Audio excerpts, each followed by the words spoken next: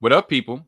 Welcome to another edition of the Salty Thoughts of Mike Steph podcast, featuring the one and only Mike Steph, best in the world at what he does. Yeah, man. I'm back for another week. I'm back for another episode 91 to be exact. And I got a jam packed episode for you. All the news that you can use. I'm going in multiple directions. I'm giving you a little bit of wrestling. I'm giving you a little political commentary. I'm giving you a little bit of world commentary. And I'm giving you a lot of inappropriate jokes. I'm letting y'all know straight up at the top, I am going to be very inappropriate this week. I am going to be very politically incorrect this week. And I know most of my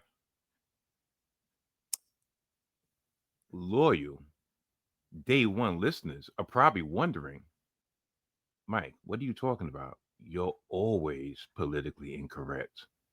You're always a little bit inappropriate. You're always straddling that dangerous third rail. But some of the topics I have to talk about today, especially being the fact that I'm not in the greatest of moods, despite it being Father's Day yesterday. Happy belated Father's Day to all my fathers out there.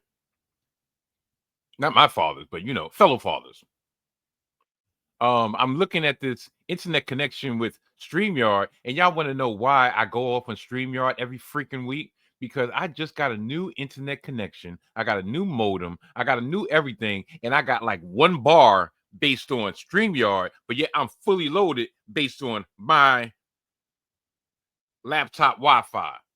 So if I'm a little splotchy in and out, I apologize, but blame it on StreamYard because they're a bunch of fucking crooks. They're robbers. They're hoodwinkers. They're the whole nine. But enough about them. I am going to, I have a myriad of topics to talk about. First and foremost, I'll be talking about my straight edge superstar, the Second City Saint, the voice of the voiceless, because I entitled myself to be the face of the faceless. Excuse me. CM Punk. Yes, CM Punk was in news last week. Well, in the wrestling news, receiving quite a bit of backlash due to the fact that he is scheduled to compete on a Saudi Arabian show. And I know what people are probably like, why? What's the big deal? They have like two of them a year. All the big stars go over there. Yeah, but he was kind of outspoken before he made his return to WWE about the Saudi Arabia shows. So, um, to be blunt, he did tell the Miz to go, and excuse my French, because I know I'm like 3 minutes in and I'm already to suck on a blood money cock. And that's just paraphrasing. And then, fast forward 5 years ago, 5 years later, guess what? He's going to said country to do the same or not. I don't know. But yeah, he received a lot of backlash this week. And I'm going to give my 2 cents on it because it's a complicated matter. And trust me, I'm not going to go too much into the weeds on it. It's going to be pretty much based on my feelings on a lot of things, or my philosophy on a lot of things when it comes to this world, the society of ours nowadays, where everything is not so much black and white. There's a lot of shades of gray. So that would be topic number one. Topic number two, I will be talking about, or well, I will be giving you the latest um, President shenanigan on the immigration policy, in which he announced plans over the weekend to flood Democratic cities, namely New York, Los Angeles, and Chicago, with larger waves of immigration and custom enforcement. And I will give you my 2 cents on that. And also, while I'm talking about um, political things, I'm going to actually touch on the Israeli Iran conflict that started I shouldn't say started last week, but has escalated in numerous ways. But I'm going to focus on one particular issue that it's not really on the fighting, it's on the framing of it. Benjamin Netanyahu said last week that the Iranians were behind not one, but two assassination attempts against Trump. But is that fair or foul, true or false? Who knows? But I just find it very ironic that now he's talking about this right around the time that he's pretty much almost giving us an ultimatum like, yo, US, yo, we need you to handle this business. So who's zooming who? Do we work for Israel? Or like what's going on here? Like, why is he giving orders to our country? Like I said, I'm touching on a lot of third rail topics this week. And not even last but not least, while I'm talking about that, I will, matter of fact, I'll broach this question right now at the top. Over the weekend, I think Saturday to be exact, we had numerous protests throughout the country called No King's Day. And it was a big turnout. And there's a lot of controversy on whether or not people my ilk should be involved. People my ilk, not saying we shouldn't care, but should we really be on the front line? Also, does it really matter? No, not for the fact that we're going to be on the front line. I'm talking about these protests. Did we have these in 2020? I mean, it was different circumstances to a certain degree because that was the end of the term, and this is the beginning of the term. That was in the very, very heart of the pandemic, and this is healthier time, so to speak. But we had all these Black Lives Matter protests. You know, it shook up the system, shook up the status quo for a little bit, and then it went right back to modus operandi. You know, they got rid of Aunt Jemima and they made it Pearl's Milling Company. They cut Uncle Ben's hair. They, you know, they did a lot of things to so-called appease us, or pretty much to. And then when everything calmed down, when all the fires had started to be tamed, they went right back to what they were fucking doing. Hence why we're in this predicament to begin with. So, with all that being said, should we go out on the front lines? Should we support in our own ways? I mean, and I know I probably shouldn't get into this early on, but fuck it. Not saying that we're not the target, but we've always been the target. Like, tell you the truth, what kind of spent this off in my head is I finally saw Sinners last night. You know, the Ryan Coogler film about vampires in 1920s in Mississippi, and how a certain class with the vampires sucking all the blood, all the hope, all the aspirations from us. We told y'all 4 years ago. Matter of fact, we told y'all 8 years ago, don't put this man in office. He got in office. Then we got him out based on, well, you know. And then 4 years later, he ran again, even though people had 4 years to make sure he was dead and buried.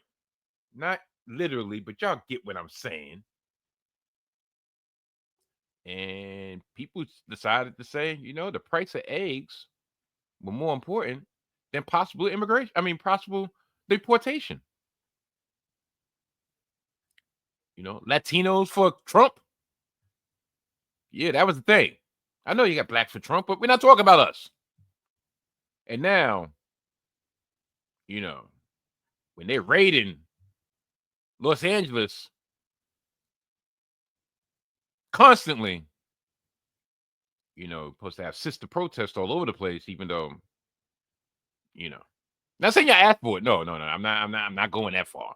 Listen, I told you I'm gonna be a little bit inappropriate. I'm not gonna be damn stupid. But that is a question to be asked. Are these protests actually going to stand the test of time?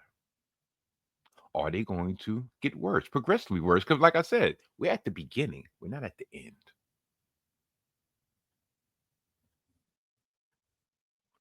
Should others step back and put the ones who thought that this wasn't going to happen on Front Street? I mean, the turnout, but yeah, where's this leading? I don't know. And that's going to be an open-ended question. But that kind of tells you my that kind of shows you what kind of time I'm on this week. So without further ado, before my internet connection totally crashes based to StreamYard, let's get the show on the road. Good night and goodbye. Oh, no, no, no, no, no, no, no, no. Almost forgot.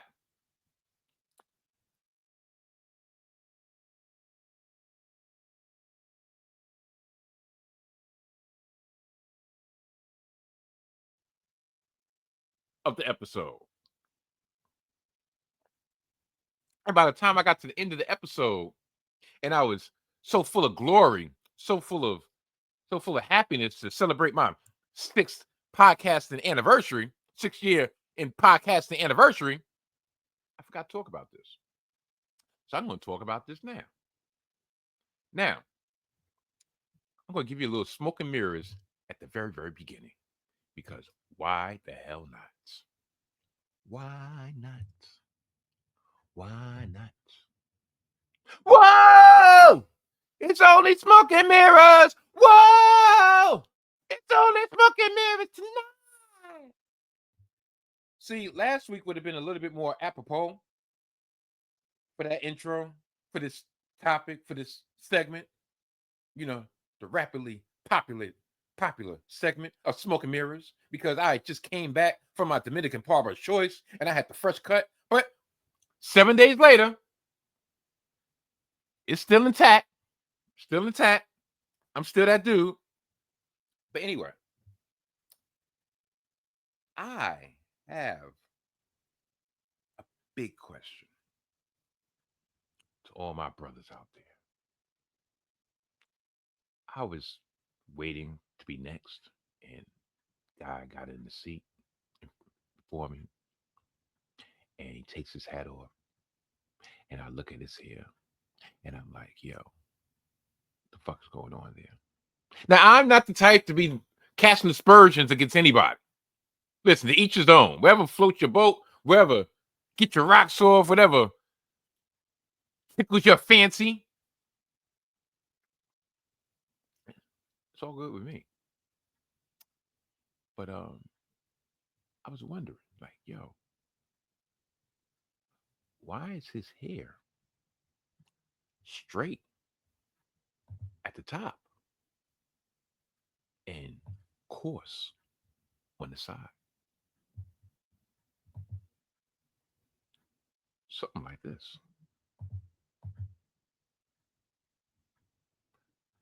I mean, not to that degree, but it was almost like there was some type of hair so new product, some dark and lovely, if you will, some Revlon, some permutations, if you will, on the top, but the sides were all natural.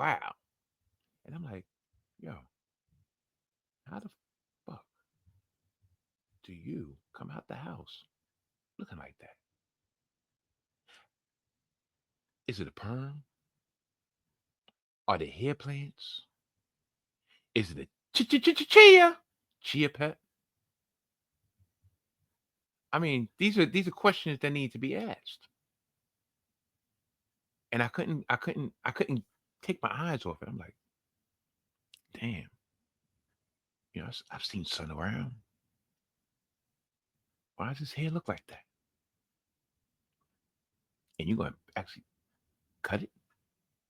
I don't know. It just boggled my mind. And like I said, it made me think of this.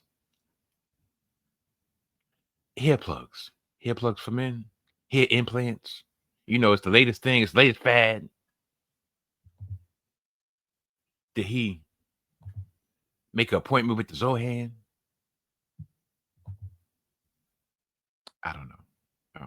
It's just something I had to get off my chest. It would have had better effect last week when it was fresh on my mind, but I told myself I was going to cram this shit into this episode by any means necessary. By any means necessary. Now, without further ado, good night, and goodbye. Yeah. Bang!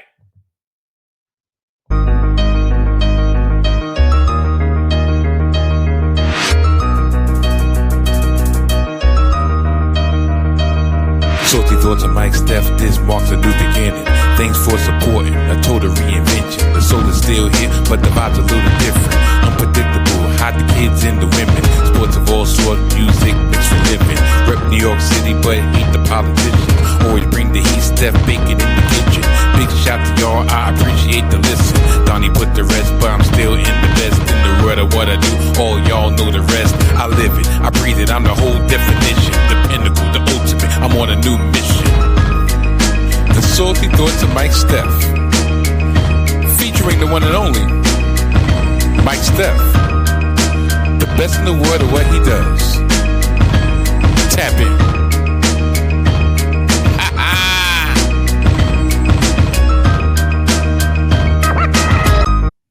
Look in my eyes, what you see. The voice of hypocrisy. I see your anger. I know your dreams. I ain't everything you want to be. Oh, I'm the voice of hypocrisy. I know your anger. I know your fear. I am all things hold near. Oh, I'm the voice of hypocrisy. The voice of hypocrisy. The voice of hypocrisy. I actually don't feel that way. I ain't gonna lie. I really don't.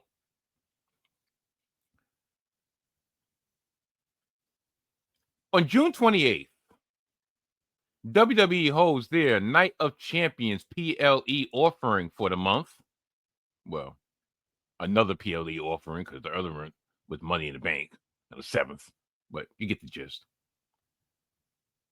But this time it's their annual sojourn in the summertime to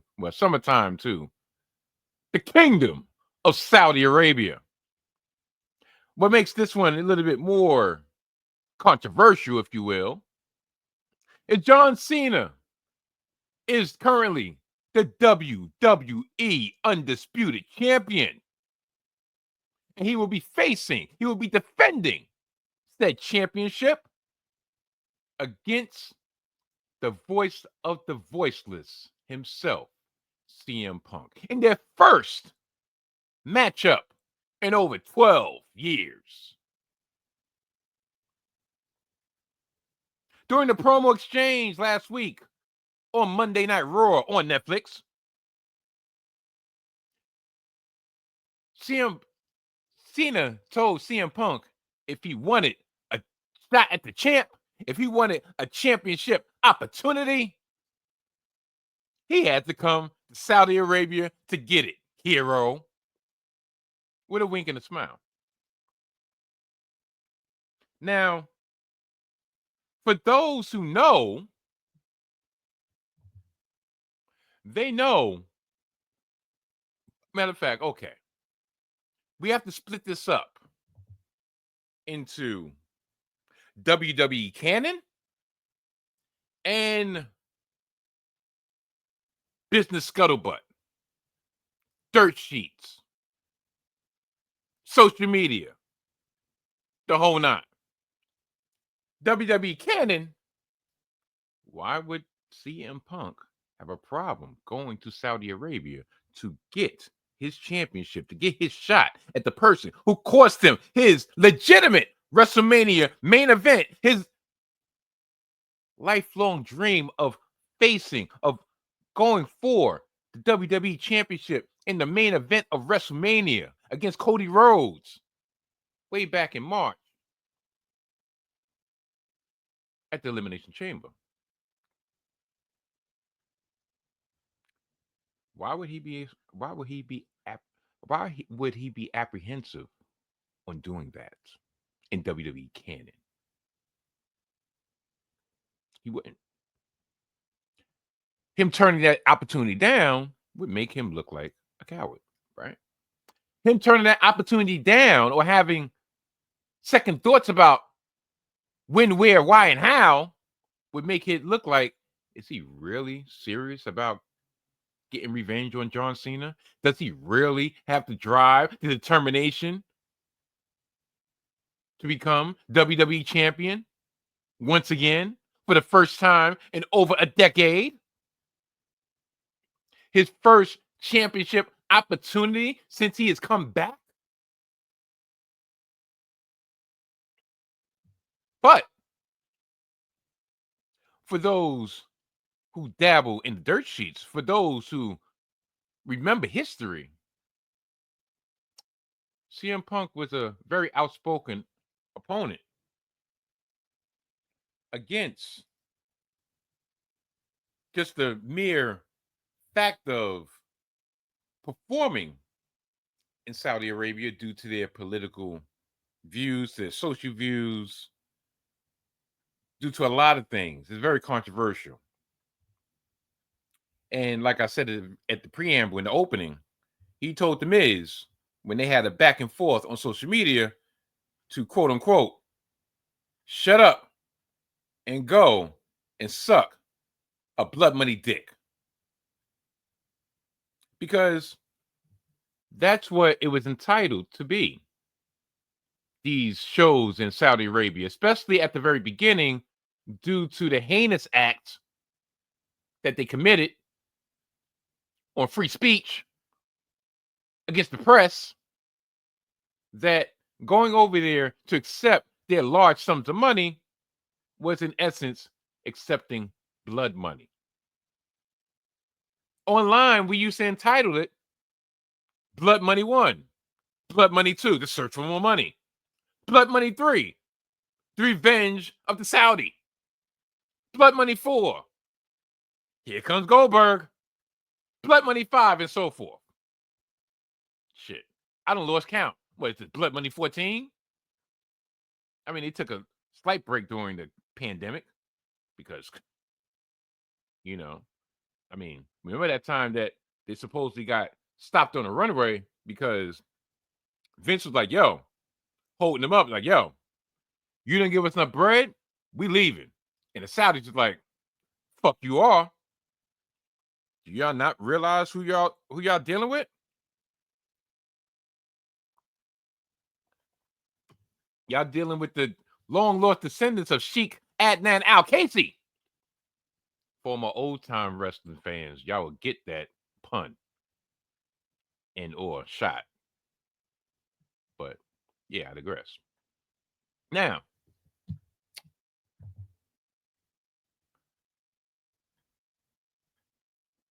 should he receive, he meaning CM Punk, should he receive the backlash for going? Is he a hypocrite for going? I asked that question because a lot of people, I say, yeah. But where do you actually draw the line? Where do you draw the line? Where do you put the line of whether or not somebody's a hypocrite because they're accepting money or they're doing business with an entity that is less than savory, so to speak? I'll wait. I mean, we could go down the line. So where do you draw the line? Are the people who are tweeting and voicing their displeasure on the internet, voicing their displeasure on X? Okay, so you're using a platform owned by a guy that was joined at the hip up until recently with the president of our country in doing a lot of in implementing a lot of policies that are not in your favor, but you're going to so you're willing to in effect give him money, but you're going to castigate CM Punk? Oh, those devices that you're using. A lot of them probably are Apples, right? Uh, do you not know where the majority of Apple merchandise is made? In sweatshops all over the world. People making less than 1 cent an hour. But you have no problem as long as you can plug up to your Apple Music and listen to your Apple podcast and and spend $500-$600 on Apple headphones to look cool in all different shades and shades and colors. But he's the hypocrite because he's going to Saudi Arabia. How about those of us that still frequent Target, so to speak, after they pretty much said, yeah, listen, yo, president told us to kill the DEI in our company. Guess what? DEI out the window. But come and get these sales. Are you still one of many in the population that proudly walk the streets with that red Target sign on your back, with that red Target bag slung over your shoulder? Or, matter of fact, listen, everybody knows I go to Walmart, haven't gone to Walmart in a while. I go to Sam's Club, haven't gone to Sam's Club in a while, but listen, I need a deal. I am part of a union at my job. Walmart is decidedly anti-union. They want to pay their workers pennies on the dollar. And guess what? You're going to take that. But because they got a rollback special, are you foregoing Walmart for your principles? Matter of fact, the device that you're probably watching me on right now, you think that was made in the USA? No. There's a reason why these tariffs are such a fucking joke. Because ain't shit made in the USA anymore. Got a problem with that? So you see, I could go on and on and on and on and on and on and on about where do you draw the line? Where do you draw the line? Are you really going to live off the land? The energy that you use, the light that you use to light up your life, so to speak. The gas that you use to cook your shit. Do you think that's the majority of that is originated? Or, matter of fact, forget the origin. The companies that control that. You don't think your money is being intermingled in Saudi Arabia? You don't think the streaming devices, the streaming apps that you watch, pretty much anybody who's about that money has their money intermingled in some blood money. So, once again, where do you draw the line? Or is it just because he's the latest in somebody that you can throw the scent off yourself and make yourself feel better in blaming and judging? We're not really allowed to judge. And I'm not even getting on a religious tangent. I'm just saying we aren't worthy to judge. We're not supposed to judge. We can have our opinions, but we can't be quote unquote literally holier than thou. At the end of the day, everybody gonna have the judgment day, right? But this to me leads to a deeper, darker criminal link.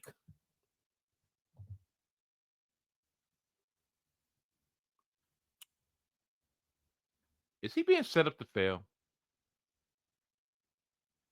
Is the WWE setting CM Punk up to fail? Not in his quest for a fictional championship, no, but to actually knock him down off his moral high horse that for the longest he was able to ride with impunity. But even go back further.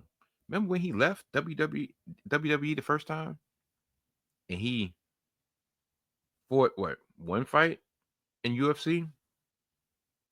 UFC wasn't the most savory place. We got Dana White slapping the shit out of his wife on camera. Fuck over here and give me my drink. And then he's like, listen, you work for that company. I mean, WWE itself is merged with UFC, TKO Monica. He knew what he was getting himself into. But WWE also knew, listen, I don't care what anybody says. This new and improved WWE, all the pettiness, all the biases are gone. Listen, I don't care if him and Paul are buddy, the PNP, Phil and Paul and Phil. I don't care if they're cool. Paul, as in Paul Levesque, is always going to be a petty little bitch. And by weaving this into the storyline, now, it's not above CM Punk to say, you know what? Listen, I'm about the money.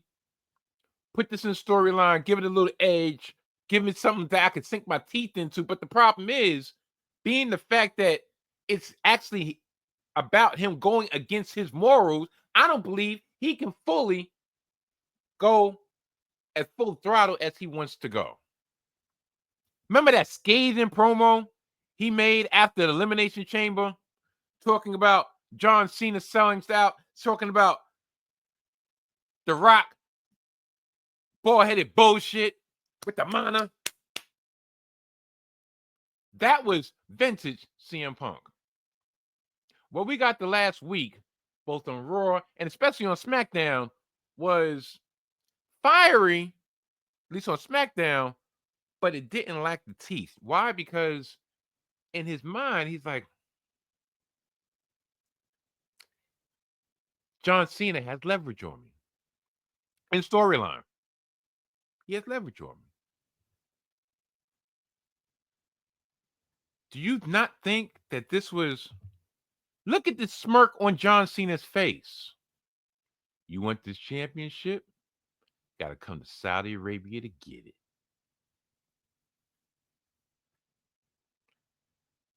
They knew exactly what they were doing. They know exactly what they're doing to, i.e., get some mud on him, so to speak,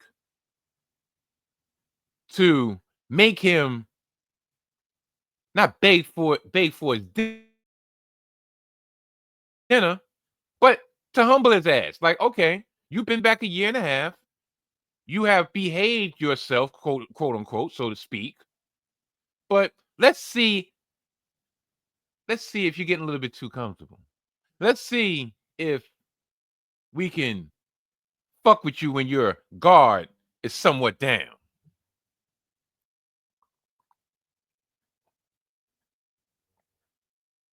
Let's see if the high and mighty CM Punk is going to literally put his money where the mouth is.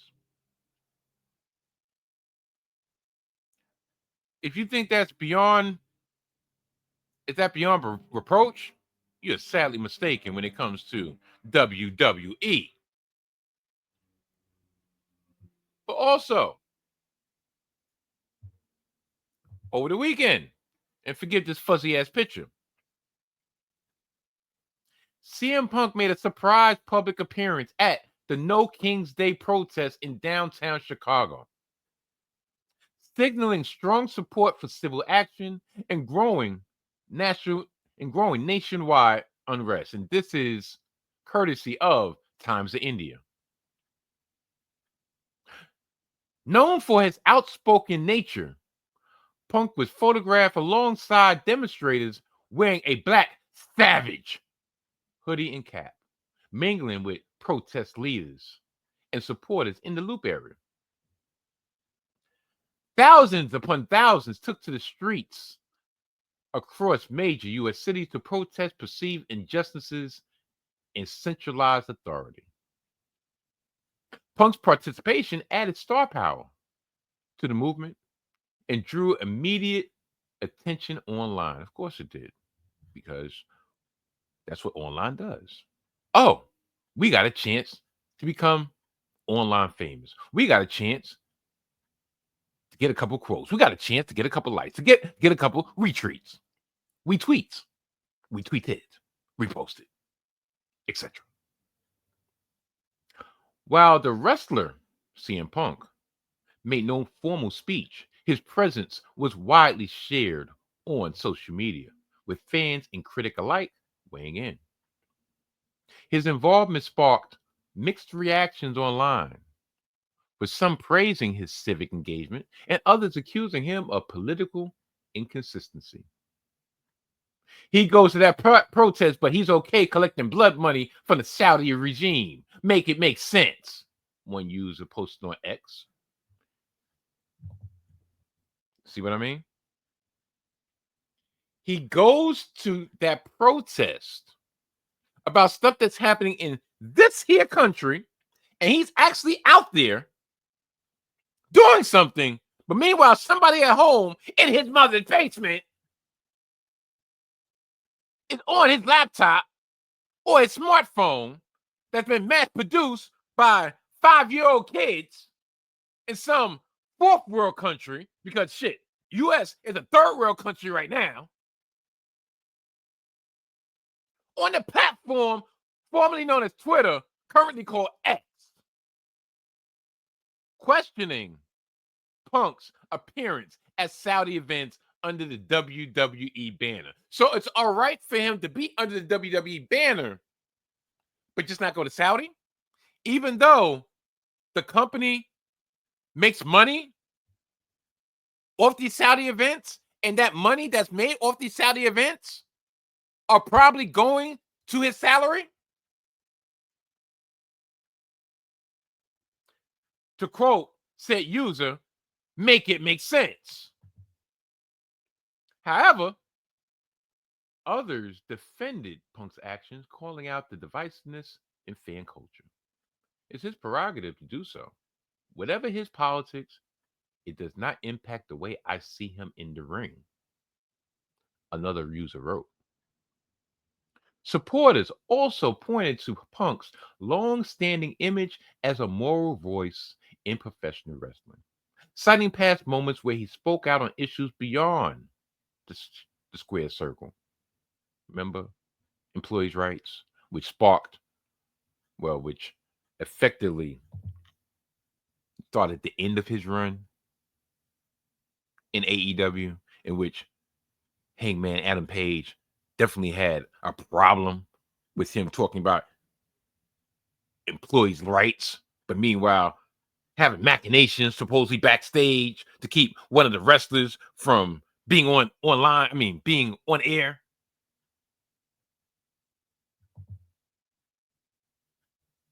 People shit on him for the Saudi stuff, but he is still one of the most moral wrestlers out there, a fan noted. Yeah. So that's where this all comes down to. Where are you willing to draw the line? What are you willing to stand for? Like, listen, for at least the first 2-3 years of them doing the Saudi shows, I protested, like, no, I'm not watching the Saudi shows. I'm not watching Blood Money 1, 2, 3, 4, and 5. Partly, and I ain't gonna lie, and looking at hindsight, partly because the cards wasn't that engrossing. It was like, all right, we have these storylines, then we do the Saudi bullshit, and then when we come back from Saudi, we'll go back to the storylines. I was like, I'm not watching no overrated Super Show, Super Showdown. But after a while, I was like, you know what, fuck it. Because I just realized I figured like, what hill am I willing to stand on? What am I willing to do? Am I doing anything in my community? Am I doing anything in my country? Am I doing anything in my society that I can look side-eyed at something else? If I am, great. If I'm not, go watch this wrestling. Just saying. Just saying. But you know what was a kind of a turning point for me? I'm not gonna lie. Was when Sami Zayn started going to the Saudi shows, and a lot of people are like, "Oh, he's a hypocrite! Oh my God, I can't believe he did that." But for him, it was literally life or death, based on the religious conflict they had, political and religious conflict that they had over in the Middle East with the Sunnis and was it the Sunnis and the Saudis? If I'm not mistaken, it was pretty much religious. And then when they started coming to an accord and a truce or whatever, then Sammy was like, okay, I'll go. Number one, because it's going to be safe for me. Because literally, if he went over there, he wasn't allowed over there. But it's not even the fact that when he started being allowed, it's like, okay, this is what's going on in real life. Okay, I'm making that decision to go. And I'm like, listen, if I'm going to be on my moral high horse, but meanwhile, this guy who was pretty much told, do not bring Sammy over here because if so, we would kill him. And then they got to a point of, okay, it's all right for Sammy to come over. As a matter of fact, Sammy's like, you know what? Okay, things have improved enough that I feel good in my soul that I can go over there. Who the fuck am I to talk about? Well, Sammy's a hypocrite. No, no, not at all. Not at all. I'll even break it down like this.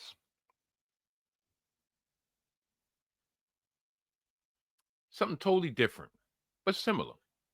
So yesterday I'm in Jersey Gardens Mall, right? First time in years. I think shoot, 13. Yeah. Probably about 12 years, right? And we go and we're getting some stuff for the cruise or whatever. Like I'm not a mall person. And I'll get into this a little bit later. But what it boils down to is I looked at the reviews for this store, right? I was looking for the store and looking for the reviews. And everybody, a lot of people was giving one-star reviews based on the fact of they thought they was being targeted.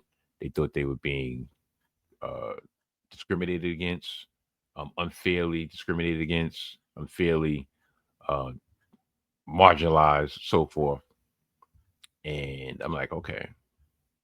So I said, you know what? I am going to go in there because it's like right here. I'm going to go in there and I'm going to see for myself. Just see the demographic of people that was in there based on the demographic of people that was writing these one-star reviews. And I went and I looked and I was like, okay. And now I didn't see any disrespect, but at the same time, I'm like, you know what? My eyes are matching what I read.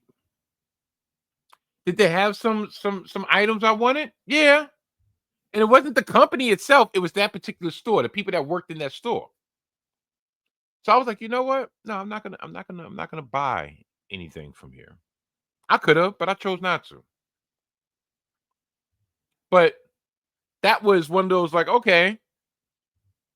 Now I could go against and like, well, they treated me fine.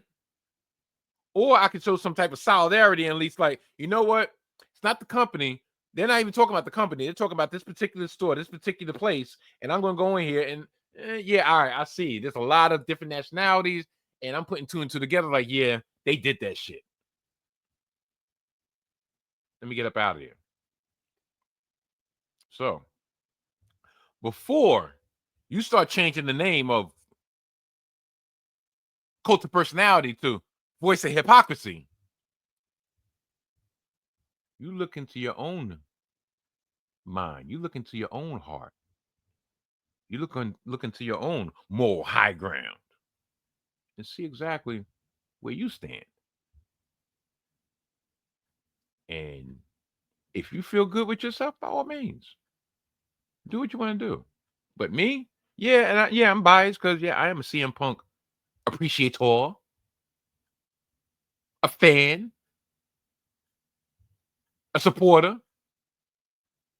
But we all got warts. All depends on um, what kind of preparation nature or campo fanique and all that type of stuff they use on them to like you know shrink them, or as some of the athletes would if they had warts on their feet. You know, they actually piss on their feet to because the acidity from the urine would actually um, break the wart down.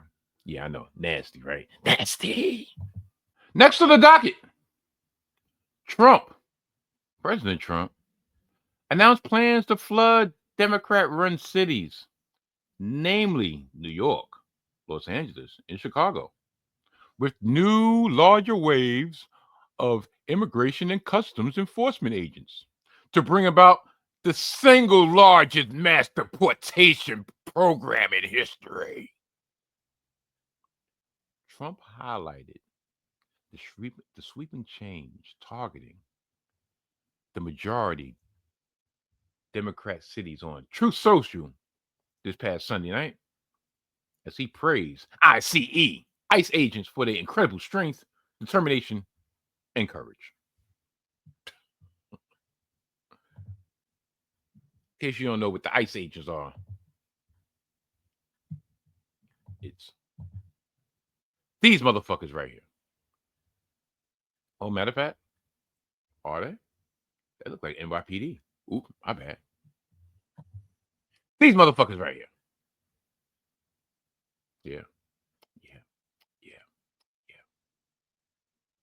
In order to achieve this, he wrote, we must expand efforts to detain and deport illegal aliens in America's largest cities, such as Los Angeles, Chicago, and New York, where millions upon millions of illegal aliens reside.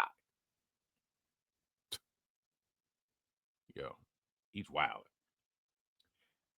These and other such cities are the core of the Democrat power center, where they use illegal aliens to expand their voter base, cheat in elections, and grow the welfare state, robbing good paying jobs and benefits from hard working American citizens.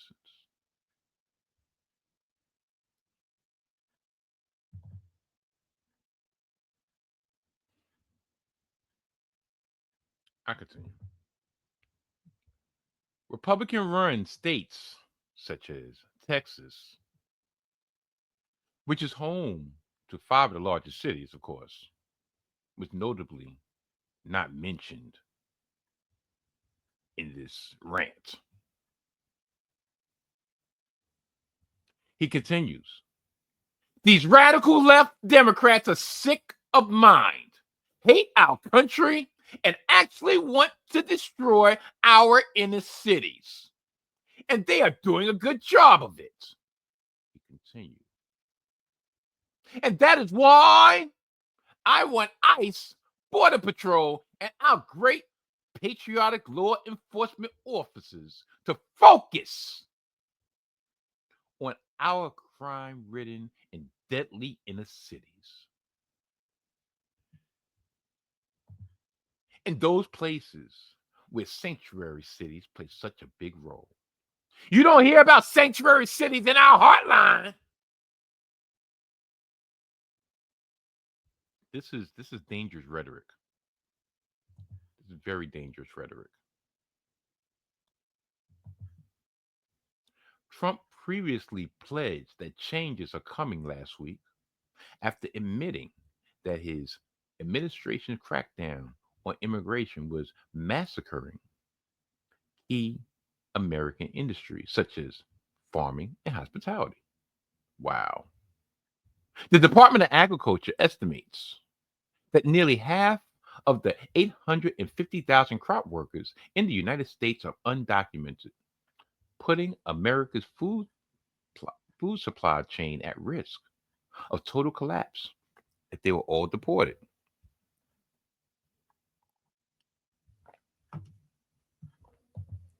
Now, I'm going to say something, and I'm not sure about the 100% accuracy, but now what I've read was courtesy of New York Post. I'm going to give credit where credit's due, I guess. Like, I'm getting information.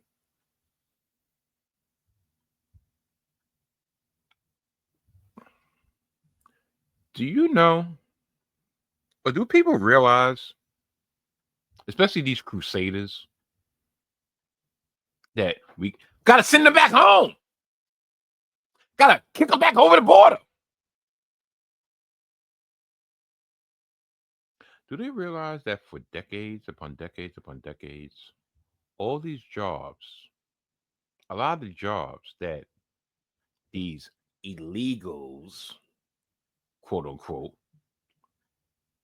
hold are jobs that the everyday American thinks are too lowbrow for them because we're such a sophisticated society? What do I look like mowing my own lawn? I gotta order some landscapers. Get the Mexicans. What do I look like cleaning my own house? I have to go get a day laborer. Get the Ecuadorians. What do I look like taking care of my own child? I need to gallivant across the globe. Get an au pair.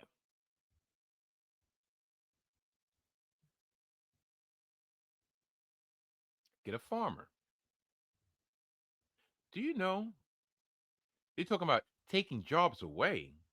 No, these are jobs that probably would not be manned if it wasn't for this population. You can debate whether or not it's right or wrong for people to work in the country without having the proper going through the proper protocol and having the proper paperwork and all this other shit. Yeah, I get that. I get all that. And like I said, I'm not gonna be staunch when it comes to shit. Because, like, listen, this is my opinion. But do you know that there's a lot of restaurants that, case in point,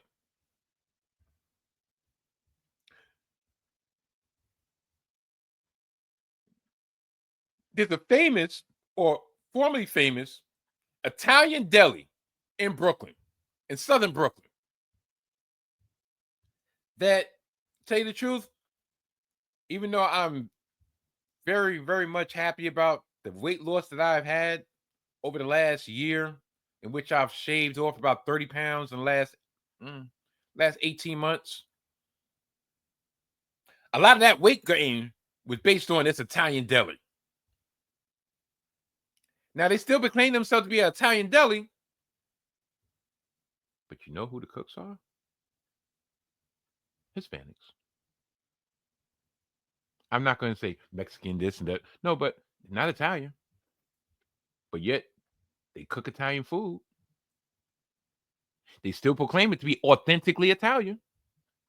Why? Probably because the other Italians like, I got time for this shit. I done moved on. I done made my bread. I'm going out to Staten Island. So when they say that nearly half of the 850,000 crop workers in the United States are undocumented, if you send all of them back, who do you think is going to cover for the 425,000 jobs that are going to be empty? Do you think that Sally Ann and Billy Joe are going to leave their cush office jobs? Matter of fact, you know what? No. You think that Sally Ann is going to come back to Iowa to work for the family after she done seen the secret of her success in New York? The secret of my success. Are you ready? That was one of my favorite movies back in 1985. The Secret of My Success, starring Helen Slater and Michael J. Fox. Michael J. Fox coming from the heartland, going to the big city. Bright lights, big city! And starting in the mail room, but by hook or crook, becoming one of the top players in the company. Do you think in that movie that Michael J. Fox character would willingly go back to Iowa to be on a farm to sling dung for a living? No, no, not at all. But this idiot seems to think so.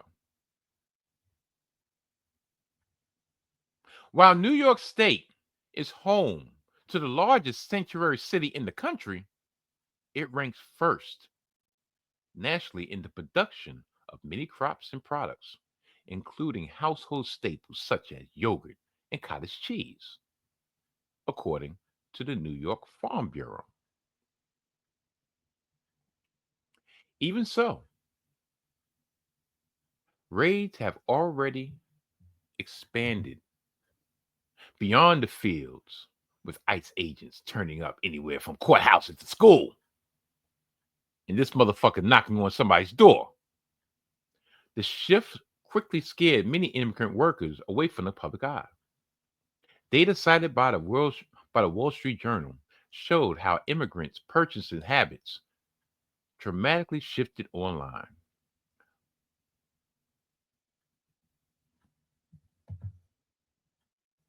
Large brands also saw a steep decrease in Hispanic customer traffic, with places that have fallen victim to raids like Home Depot seeing an 8.7% drop.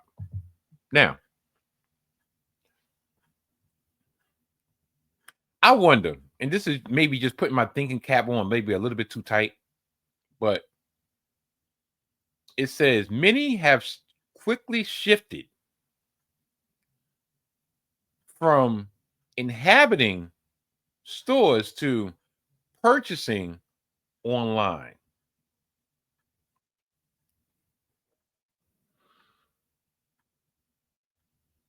I find that to be, I'm very skeptical of that for two reasons. One, wouldn't it be easier for them to be found out if they were purchasing online with credit or debit, like especially with technology nowadays? All they would have to do is scan, and pretty much, like, it's going to sound crude, but you don't think this is what the regime is doing? Lopez, Lopez just bought something from the Gap.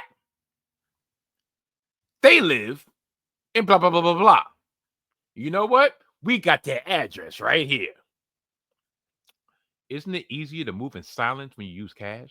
Do you think they're going to their neighbors? Do you think somebody's knocking on my door like, yo, Mike, yo, bro, what I need you to do? I need you to order this for me. I give you the cash. I give you the dinero, and and when it's ready for me to pick up, I come over here. I pick it up. All right, bro. You really think that shit's happening?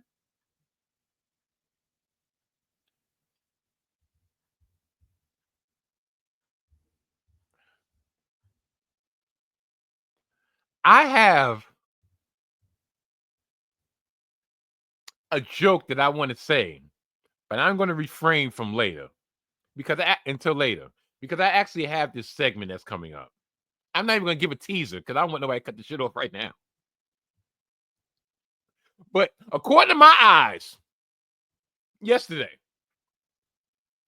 in a bustling, big ass mall, I didn't see no decrease. What? Right? Because they were in Jersey.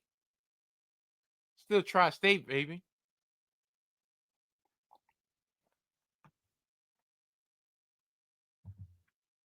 Bad boys. What you gonna do?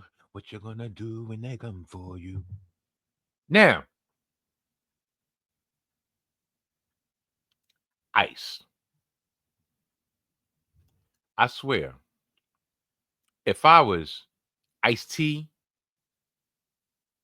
Ice Cube, I would go to court for defamation of my name. My what is it? Name de poem or poem de nombre or some shit like that. You're making people not want to see these 3 letters, ICE.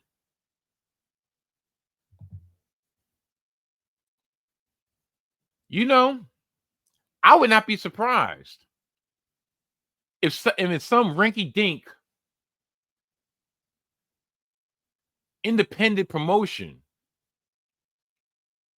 in wrestling that we're going to have a faction called ICE, and they're going to go after all the luchadors. Tell you the truth, El Grande Americano from the Gulf of America. That's just a slicker way of doing it. He had to go to Mexico to find out the dark arts of lucha libre.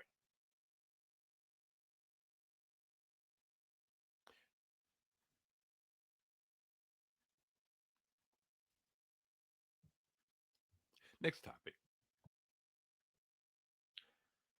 Israeli Prime Minister Benjamin Netanyahu.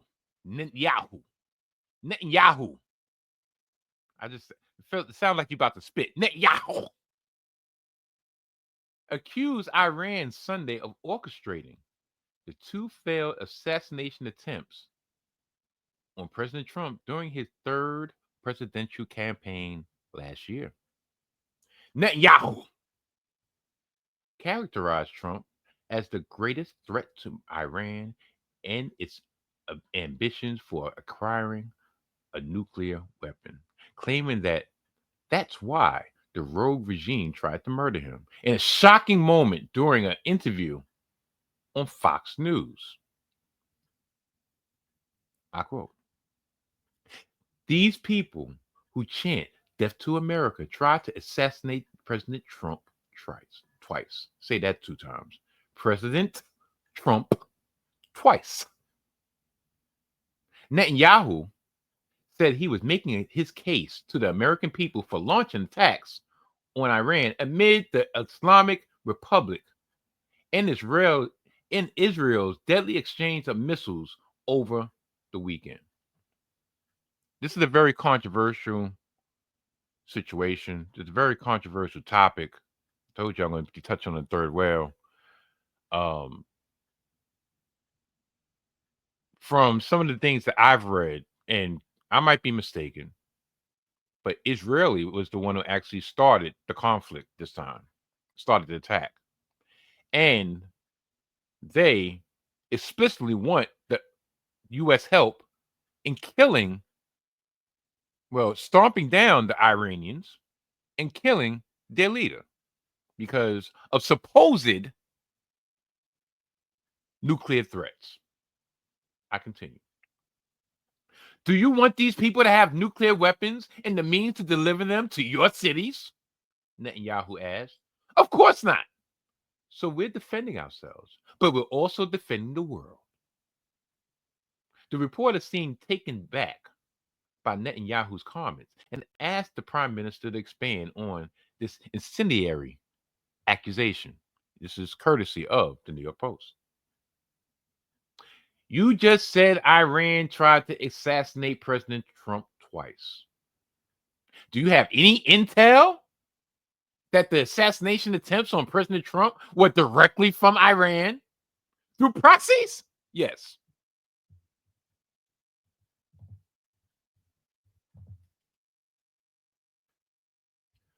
Through proxies. Yes. That's another word to say, through the grapevine, I heard, well, such and such told me, my mans and them told me that such and such is behind it. I don't know personally, but that's what they said. So I'm going to ride with that because I need your money. I need your funding.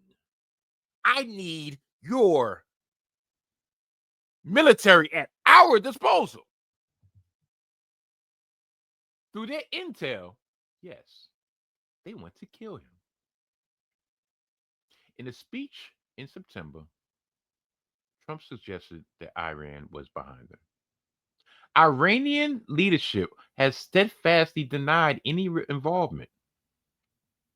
Netanyahu then joked about how Trump wasn't the only one they targeted, but stressed that he was the regime's number one adversary. Okay. So you willing to put homeboy's name out there just coincidentally around the time that you need some bread or you need some favors from our country, right? But he wasn't the only one. But you know, I feel comfortable talking about him.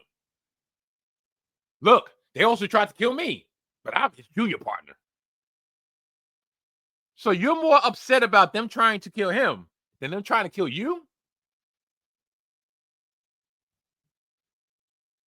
Hmm. That's interesting, right?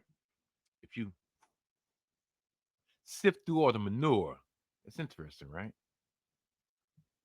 They understand, they as in Iran, they understand that President Trump is a great threat to Iran's plans to weaponize nuclear weapons and use them at their disposal. Now, these pictures, which no laughing matter, are pictures from the conflict this past week, over this past weekend. Now, like I said, no laughing matters, no joking matter at all. At all.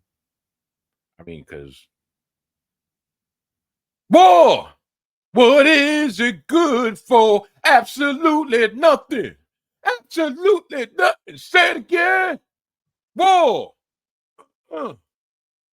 What is it good for? Absolutely nothing. Nothing. But tell me, this picture, especially this picture,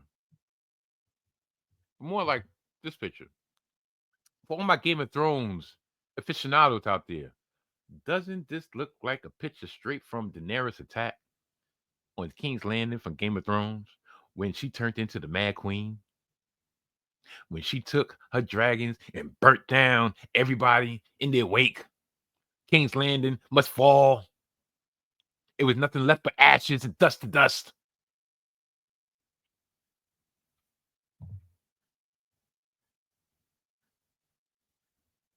Is Netanyahu who he appears to be or who he wants to appear to be? Is he a mad king himself? Is he a Machiavellian figure that's trying to leverage two people, an enemy and a perceived ally, against each other so he could be the last one standing? I don't know. Like I said, I'm not going to touch this. I'm not touching this issue, but so much. So this is going to be a very, very short segment. Plus, I got to get some jokes in later on something else. Well, got to get some jokes in, period. So, comments. What do you feel? Where's your stance on this latest Middle East conflict? Who's in the right? Who's in the wrong? Should we get involved? Are we correct in standing firm and like, listen, we want y'all to come with a truce or something, some type of come to the table. Like we're not, especially when we got a whole bunch of shit going on in our country. Well, I got time to deal with this shit. Well, matter of fact, I won't say that because we do. We have to deal with it. But like I said, I find it very off-putting that it's almost like a leader of another country is trying to manipulate what goes on here for their own well-being. Years ago, that was us. That was us. That's why I said we're a third world country right now.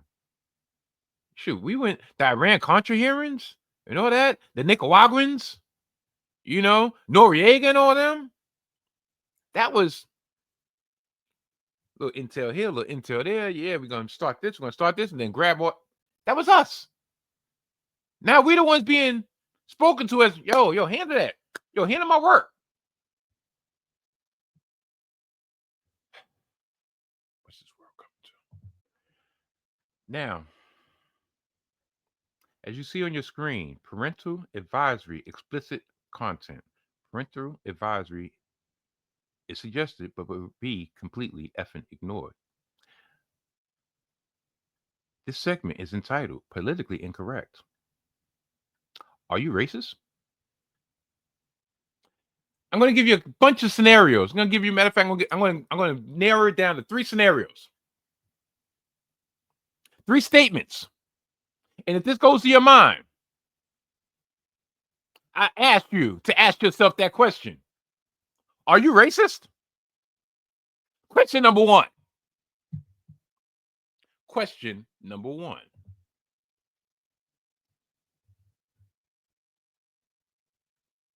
If you are in a shopping area and you find yourself, matter of fact, okay, if you're in a shopping area and you find yourself decidedly outnumbered by culture, by ethnicity, to the point of which, there's certain things, people don't know how to say, excuse me. Lines are long. People curse you out, so forth. And you look around and you say, I wonder if somebody yelled, would they run? Are you racist? I'm just asking. I'm asking for a friend. Not me. No, because I would never dare do something like that. Question number 2. How come? And listen, I'm going to spread this around. People who don't live in New York probably won't understand what I'm talking about, but we got like I said, we got a lot of au pairs,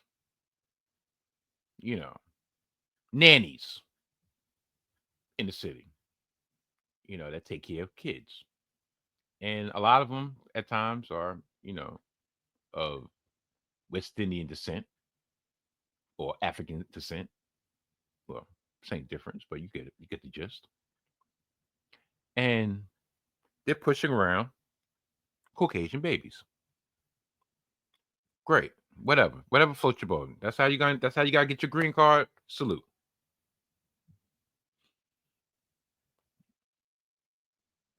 But I feel a way when, let's say, I go into a coffee shop in Park Slope and you got an au pair. And matter of fact, I go to Prospect Park and I'm walking, I sit on the bench, and you got an au pair with their litter of kids that they're watching, that they're being a nanny to. And they're giving you the side eye and they're clutching their pocketbooks close or telling the kids, get close, because God forbid somebody that shares the same shade as you, it's almost like you forgot. You're not a part of the family. You're an employee. You're a worker. If you look at them with disgust with those eyes, like, bitch, I ain't trying to steal your fake kids. Fuck. Oh, you think you better than me because you kiss in the ground they walk on because you want a green card, because you want your visa extended? Does said thought mean that you should ask yourself, are you a racist? Question number 3. And this one, I'm going to hide my face for. Okay. Now, for some reason in society, and I had this conversation years ago, and it rings true at every as the years go by. New York centric, once again, especially you're working in Manhattan, Midtown, what have you. When you see tourists of a certain background and they're walking towards you and you're walking toward them. Well, matter of fact, it don't even have to be tourists. But it's almost like the rest of the world believes black people are invisible. Matter of fact, that we should move out of the way for them. They can go in a straight line. We're supposed to leave around them. Now, listen, I'm not as steadfast with that rule as others. Sometimes I'm like, listen, okay, listen, if I'm in a rush, I don't got time to be bumping into people, having a conversation. Listen, I'm trying to get where I'm going. You're trying to get where you're going. But if you literally could see you're on a collision course, why are people so apprehensive of saying, excuse me? They would rather reach around you, reach through you, bump you, instead of saying, excuse me. And a lot of times, this happens to us as a people because a lot of other cultures, I believe, have been, I won't be saying ingrained, but they are so used to us, African Americans, being marginalized by our own society. They're like, why should we give a fuck about you? They don't give a fuck about you. We don't give a fuck about you. Subconsciously. So therefore, they're like, why am I don't owe you excuse me. Move out my way. Or I'm gonna, if you feel uncomfortable, so be it. Because this world is mine. And you just live in it. So, with that being a backdrop, if you're in a store, right, and a certain demographic comes towards you, and I'm not even talking Caucasian, I'm not even talking Hispanic, more, I guess, ethnic, and they bump you, or they bump your daughter, and your daughter looks, and she's biting her, like, what happened? Yeah, they don't know how to say excuse me. Yeah, I know. I was like, it'd be wrong if it'd be like, if all of a sudden I just start breaking out of bombs over Baghdad. It could bang, let you do your hang, bombs over Baghdad. If that thought comes to your head, you don't say it, but it comes to your head. And you know you mean it jokingly. Should you ask yourself, are you racist? Yes. Please, leave your comments down below. Because for some reason, I woke up today and chose violence. For some reason, I woke up today and said, you know what, Mike? You know what? You know what I feel like doing? I feel like getting my black ass canceled. I feel like giving myself a bad name. I feel like just going there. Please. Give me your thoughts. Thoughts and views of Mike Steph and the Mike Steph Salty Thoughts of Mike Steph podcast are only the views of Mike Steph and the Salty Thoughts of Mike Steph podcast. It does not extend to any other platforms that Mike Steph might be on. It might not extend to the rest of the family members that Mike Steph are related to. It's related to. It's solely through the crazed mind of Mike Steph. Well, people, that brings us to the end of a very controversial edition of the Salty Thoughts of Mike Steph podcast. I'd like to thank each and every one of y'all for making me and this here podcast the one y'all choose to view, hopefully in the future, and the one y'all choose to listen to, even though I have not made this available in podcast form in probably about 2 months. There's a reason for that. Because I'm still protesting Spotify, and I'm being too cheap to continue my rssfeed.com subscription. Yeah, I got that free one out there, and then they want $11 a month. And I'm like, fuck, not doing it. So that brings us to the outro. Now, before I get out of here, something came across my desk, so to speak, right before I start recording. And very interesting. So I want y'all to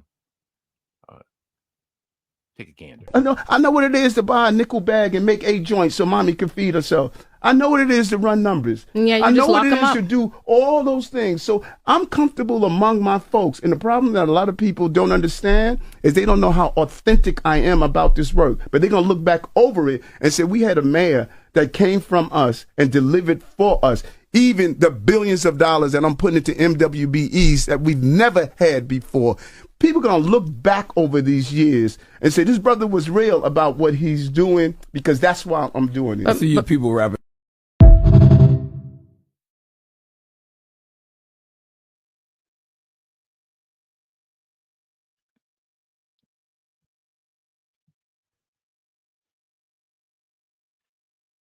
I'm going to concentrate on one thing only. I know what it is to buy a nickel bag and make 8 joints so mommy can feed us. I know what it is. I know what it is to buy a nickel bag and make 8 joints so mommy can feed herself. I know what it is to buy a nickel bag and make 8 joints so mommy can feed herself. What the does that mean? I know. Why am I even censoring myself now? I done gone way off the rails. What does that mean? First of all, he's in his 50s, right? Late 50s? I don't think he's 60. Let's say, all right, so let's say late 50s, early 60s, right? So he got about a decade more than me. Now, listen, past to the past, present to present, future to future. I ain't gonna lie. Back in the days, especially if you went to the right spot, a fat Nick can get you 2 blunts. Maybe 3, depending on how you skill them right. The 8 joints is possible. 8 pennies, but possible. Might be some swag, but possible. I don't understand what that means, though. Listen to it one more time. I know what it is to buy a nickel bag and make 8 joints so mommy can feed herself. I know what it is to buy a nickel bag and make 8 joints so mommy can feed herself. What does that mean?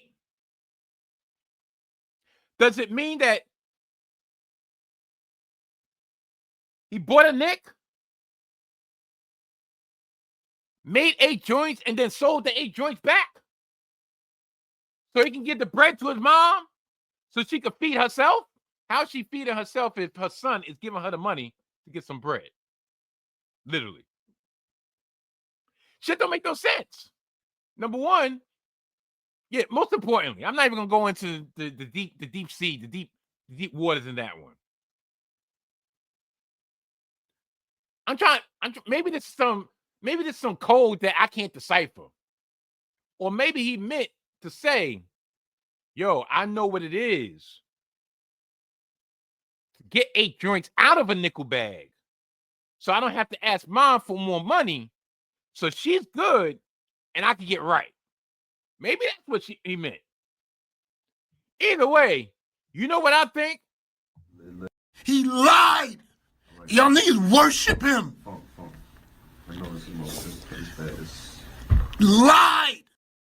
Yeah, that's what I think. I think he don't know what the. Okay, you know what? I'll say this. I'm not gonna say he doesn't know what he's talking about because I'll even give him credit. He probably does know. But the way he said it, in whatever context, because that's kind of out of context for whatever conversation they was having. But the way he said it was like, dude, first of all, you're running for re-election, right? No, that's second of all. First of all, you're a black mayor running for re-election. And you're talking about, yo, I know how to make $1 out of 15 cents. I'm a hustler, baby. I can sell water to a rail. 1 million, 2 million, 3 million, 4.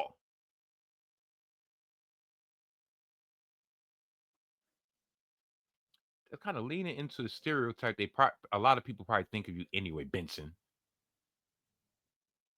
Like, I swear,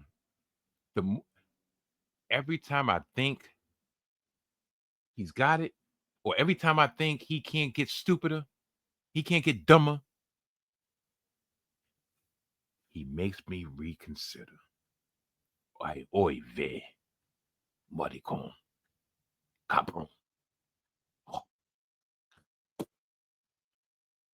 One last time, because maybe, like I said, maybe I'm misconstruing this. I know what it is to buy a nickel bag and make 8 joints so mommy can feed herself. I know what it is to run numbers. Yeah, you I know just lock what it them is up. I know what it is to run numbers. Are you incriminating yourself, my boy? When you have such a sketchy past in office, do you think it's right before the election, months before the election, to say, listen, I've been a scam artist all my fucking life?